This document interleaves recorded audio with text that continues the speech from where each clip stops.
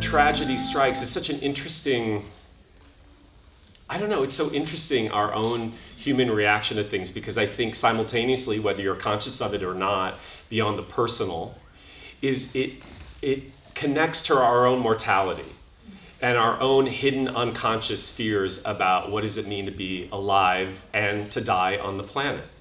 So this might be really uncomfortable for some people, but we have to talk about it because it's the nature of art and life itself. It's the contract that we agreed upon to be here, you guys. And I think for me, what's interesting about it, and it's interesting I'm even talking about it, my parents have just arrived. There's gonna be some great stories because they're staying with me for a month. Oh God, I know, yes, anybody who's known me has known like there's gonna be some great lessons in the next couple weeks. But my parents are also 85. So I'm also really, full of so much feeling about where they are on their journey. It's interesting, and how very soon I could be an orphan. And these are all really important things to think about. And also, if you're brave, to share. So sure, I'm going to talk to I've done it in the past, I just haven't done it in a while, but I want to talk to them about it. But I think the thing I find interesting about being human is we're the only species that has a cognitive awareness that we are here for a limited amount of time and that our existence is going to expire. And yet, we continue to live in denial, right? So we walk with death and yet it's not even a part of anything.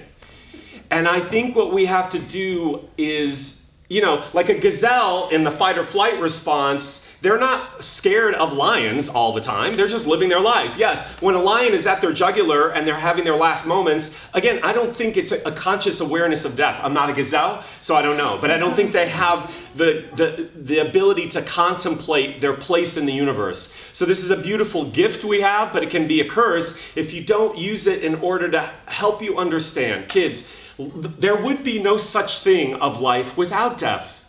As weird and scary as that is. But what I want us to understand from it is kind of what we're always exploring every week, is that when tragedy occurs, it's an amazing wake-up call to us about how we are not fully invested in our own lives, how we're not showing up in our lives, how we hold ourselves back, that we're in a negative narrative loop that has nothing to do with being here now. David Whyte is one of my favorite poets, and I've lectured on him before, and I'm going to talk some more about, I was listening to this podcast with him. I'm going to talk more about him next week because my mind is so blown away. But he says this, he said this today. He said, half of all human experiences are mediated through loss and disappearance.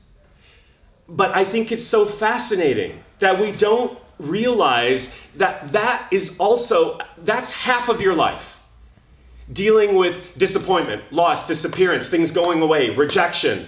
Now we talk about those at a small level, about the heartache of being an artist, but he's talking about the phenomenon of being alive. And then he goes on to talk about incarnation. So that we're all struggling to be here and walk the walk. And he says incarnation simply means being here. In your body, not anywhere else, just here with life's fierce need to change you. And the fact that the more you're here and the more you're alive, the more you will realize you're a mortal being who will pass from this place. Amazing. So our job, he says, is to be a full citizen of life and show up with, what do we talk about every week? With greater vulnerability, with loss, with disappearance. How to live and abide with those things to really activate you to be more fully here, because you have no choice about it. So I just want us to me, I think it's always an amazing reminder that our time is so limited and precious. So why do we spend it on the trivialities? And I'm not using that to trivialize the things that are hardships for you. But notice how oftentimes we do the brain drain thing about, I'm always saying, when I look at the things that I'm complaining about in life, they're really champagne problems, if you think about it. We're all here getting to express and create. And even though sometimes your life isn't, that's also a part of the contract of life. We got to meet the things that are not happening for you with the things that the universe gives you somewhere in the middle, because that is life. So how do we just sort of have more fun with it all while we're here? So it's always just a different benediction to remember that. I think I'll talk more about vulnerability next week, but I think that ultimately is the best way we can honor someone's passing. If they represented how to live your most inspiring life, is to get up and do it, right?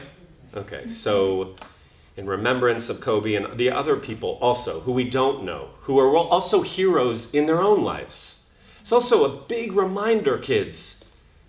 Most of the people, billions of people on the planet, come and expire without us ever knowing them, and their heroic lives they're living, just like you, just like your parents, just like your cousins and your lovers and your kindergarten teacher.